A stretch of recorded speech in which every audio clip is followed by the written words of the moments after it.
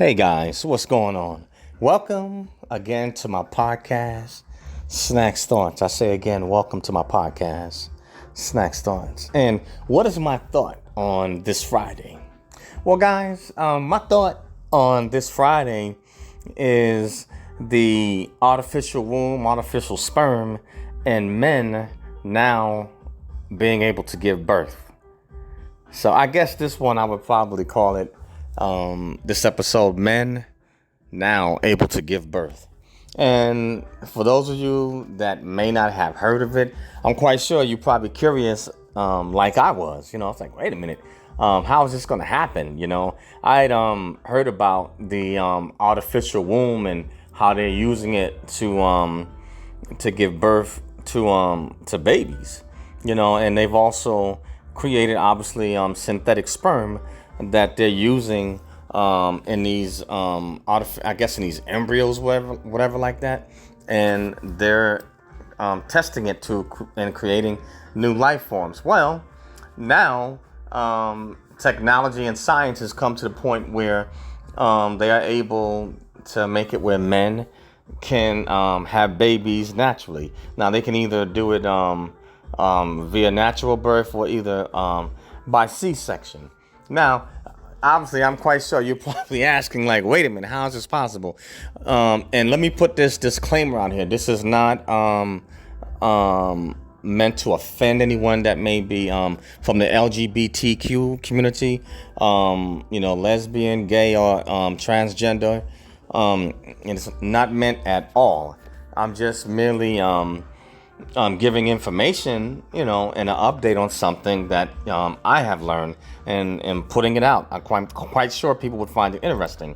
But obviously, transgender men that were naturally born as a woman, they would be able to easily give birth naturally because they already had, unless they had their uterus and ovaries taken out and had the vagina, changed to make a penis, then they would still have the natural organs to be able to give birth naturally. Now, in the case for actual men that are giving birth, they can do it. Science does it by basically they have to obviously cut open the stomach, and what they do, they put a uterus inside of the male, so scientifically they'll do that, put the uterus inside, which will allow them to hold the baby. Now, from what I understand, I think they use something like some type of they can use the man's seed in their sperm and obviously do it artificially and obviously impregnate the particular seed or embryo, and then they'll have him with the artificial uterus, have it inserted in there and have him as the carrier. And so for a male, I would obviously they're gonna have to, if they don't have unless they've had the changes done where they created a vaginal canal for them to push the baby out through, then they would have to have a C-section, when it's time for them to give birth. I mean, I know this sounds like crazy, like some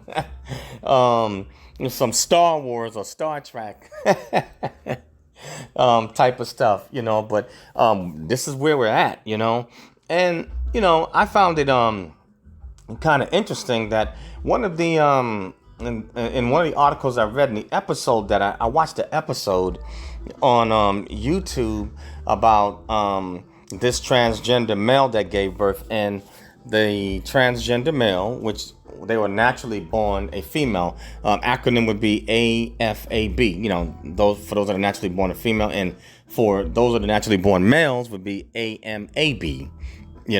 But anyway, this transgendered male, which was born a female, married a female, and so this person is the male in a relationship, but the transgendered male was the one that gave birth naturally to a baby, and they did it through artificial insemination. And the transgendered female's partner obviously impregnated them with the inserted the sperm inside of them, through a syringe. Now, here's what I found kind of crazy, and you can't beat God and you can't beat nature. You know, they showed him or her, giving birth, and so she gave birth to the baby. And when the nurse brought the baby to the transgendered female, obviously their partner was there with them, which they called their wife. But obviously, from this is my view as a Christian, I go with what God says, so I'm gonna call them a partner, because God says male and female. And so what happened is that I could see that the transgendered female naturally had a natural love and a certain type of bond for the child that the transgender female's partner, the other female, that she didn't have, even though she, was showing love and happy and showing that she was elated, that the child was born. It seemed kind of artificial. It wasn't the same. It's like, and the lady that was the transgender female, she always resorted to saying my baby, my baby, my baby, ownership, mine, which means that, and because she naturally gave birth, and it was her seed, there's like a certain type of, I guess, a maternal bond that the other female, because it's not her seed and she wasn't the birth carrier, she doesn't have the same type of bond with it, and she was kind of like an outsider. Now, what was also strange that I thought in this relationship is that the other female, she was hoping to give birth herself naturally, but she was in her 30s and she was worried and kind of in a rush to try to hurry up and find a sperm donor and a partner so that she can get pregnant, because she wanted the same experience maternally to be able to give birth to her own offspring, and so this proves that even with science and technology, you cannot replace what God put in order through nature. Women were meant to have children and to be carriers of them, and they share a unique maternal bond with the child. And even if they don't carry it, I would have to believe that 99% of women deep down desire to have children. And you could see that it caused some problems in this relationship, even to the point possible jealousy, because the other one was able, even though they may be LGBTQ, they're still women. Even the one that's taking the hormones to function as a male, she still responded as a woman, as a female, what her true biology was. And she shared the same maternal bond like any other mother would. But the other female, you could tell that there could have been some jealousy, because she wanted that experience of being able to be pregnant and carry a child for 9 months and then give birth to her own offspring, not be an outsider, to offspring that's not hers, but it belonged to her partner. And and it's like, how can I explain it? I guess it seemed, even though I know she was happy, but for her, the bond wasn't the same. It was more external, kind of like she was kind of over exaggerating or acting, to act like she was the other parent, but she's not. It doesn't work that way. Even if you take a man and a woman, and even if they're not married, but they're both the biological parents of the child, that male, even though he didn't carry the baby for 9 months, because that is his seed and his offspring, he's going to share a certain bond and have a different type of love, for the child, because it's his, even though he didn't carry it. And, both parents, even though they may not be together, they still are going to carry a unique bond and have stake in that child, and have a different type of love and a type of a different paternal bond than say an outsider would, or say a step parent, because it's not their seed or offspring. And that is the one thing that that I did notice. And I could look, as I watched her and I observed, I could look, in her eyes, and I can tell that concern that a woman gets when she feels that her biological clock is ticking. Even if she's lesbian, gay, or transgender, deep down, she's still a female. And she had concern, that, hey, I want that experience. I want to know what it's like, to be a mother and to bear a child and to carry a child and go through the process, of childbearing. But I don't know. It's just my take, So it seemed a bit odd, to me, a bit weird to not normal men carrying babies, and even if they do a C-section on them, they have to go through all these different surgeries and procedures, hormonal replacement therapy, all these different complications to try to do something that God did naturally through nature.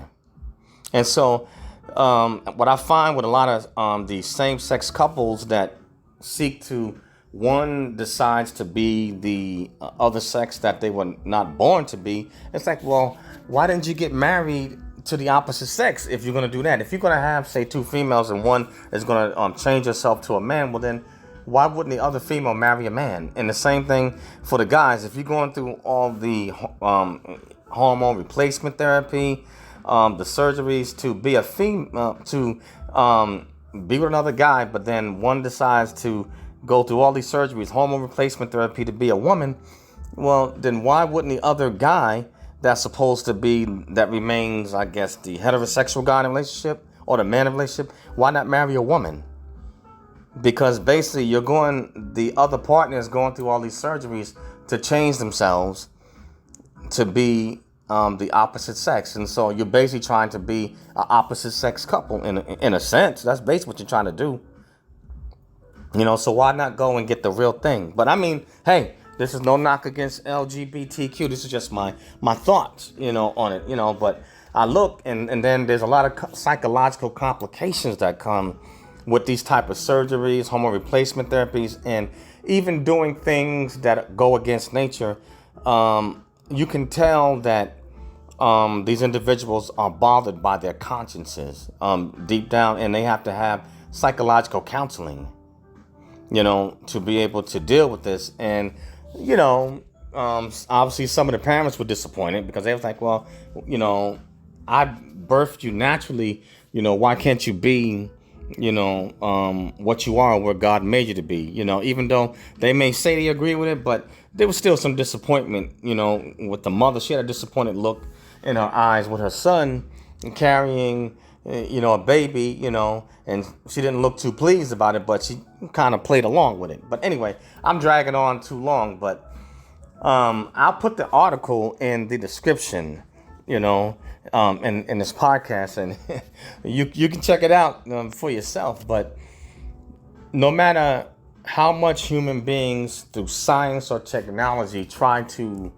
alter what God has made through nature, you can't change it. At the core of our beings, we are still who we are, and we are what God meant for us to be. And this is, like I said, no offense to the LGBTQ community, transgenders, anything like that. I'm saying, everybody, we all have a choice. But deep down in the recesses of our souls and our consciences, we know what it is that God made us, meant for us to be. And you can't change it. Even if you physically go through the surgeries, deep down at the core, you still can't change who and what you are. But anyway, that's all I have on this episode of Snacks Thoughts. And you can find this podcast on Spotify. Anchor has now been merged in with Spotify. So you can find the podcast on Spotify, Spreaker, iHeartRadio, SoundCloud, Radio, PPM, Google Podcasts, Apple Podcasts, and a host of other social media outlets. Also, I have a YouTube channel, Eric Broadus YouTube.